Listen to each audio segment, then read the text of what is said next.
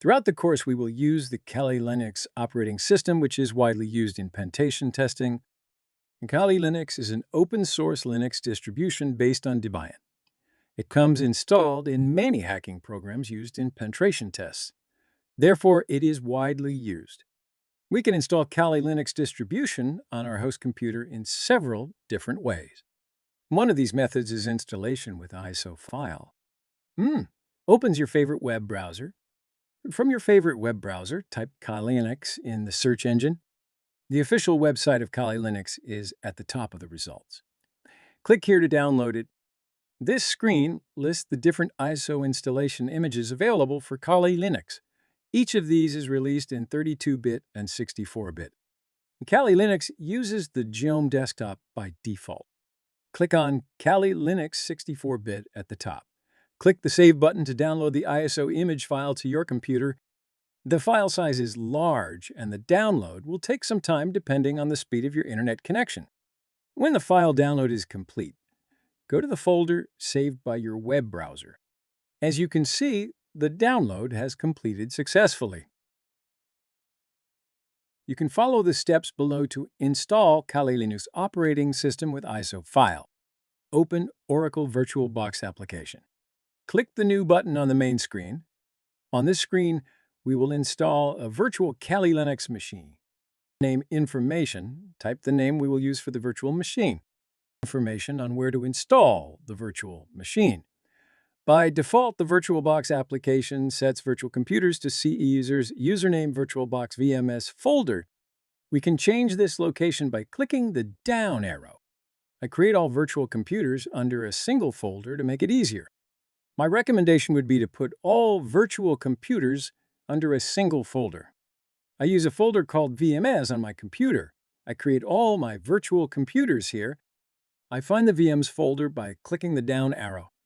I create a folder named Kali here. I click the Select Folder button.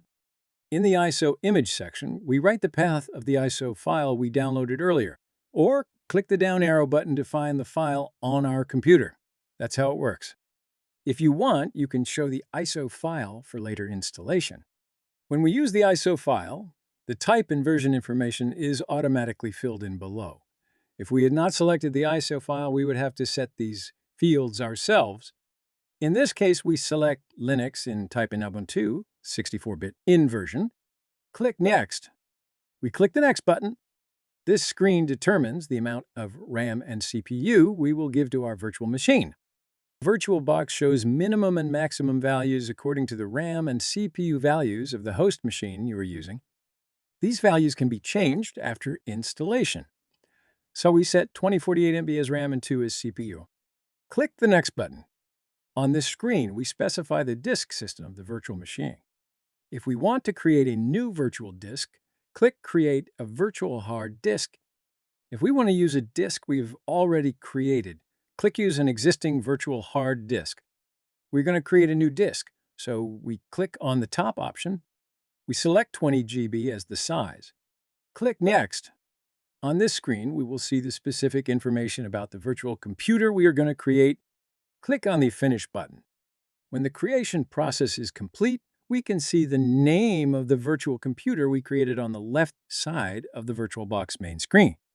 On the right side, we can see the properties of the virtual machine we created.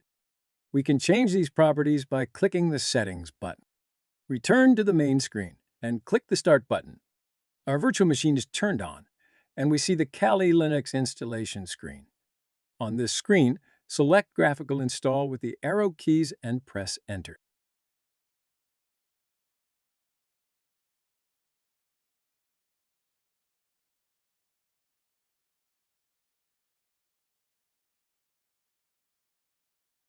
Select the language to be used. Click the Continue button. Select the location.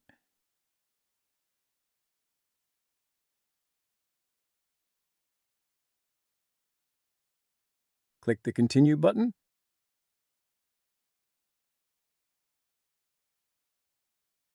Select Keyboard Type.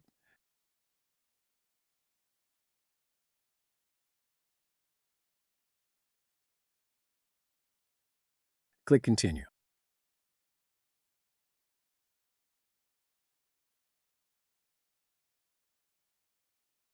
enter the virtual computer name.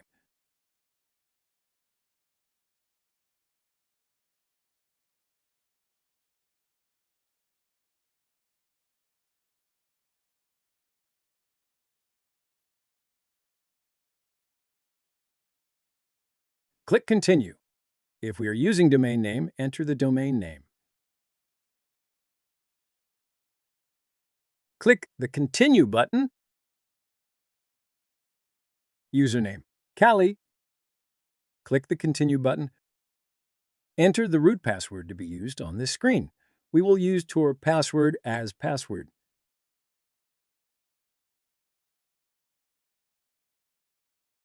Click Continue button.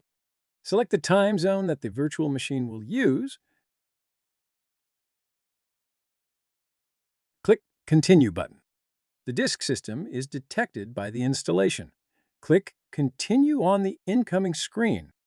Click Continue on the incoming screen. Click Continue on the incoming screen. On this screen, Kali has made the necessary changes to the virtual disk system as the operating system. Click Continue. Click Yes to confirm the changes. Click Continue. The operating systems and programs are now installed. This process will take time depending on the resources you have provided to the virtual computer.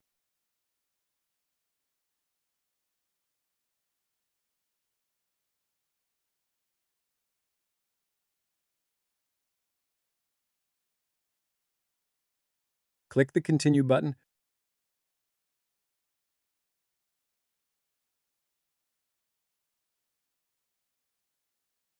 Click Yes for Grub Bootloader to be used at startup.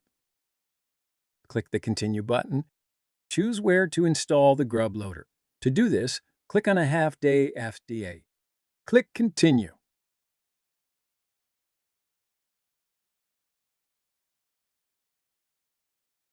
Click the Continue button. The installation is complete. The virtual computer boots up and the username and password screen appears. Username, Callie, and password, PASSW0RD.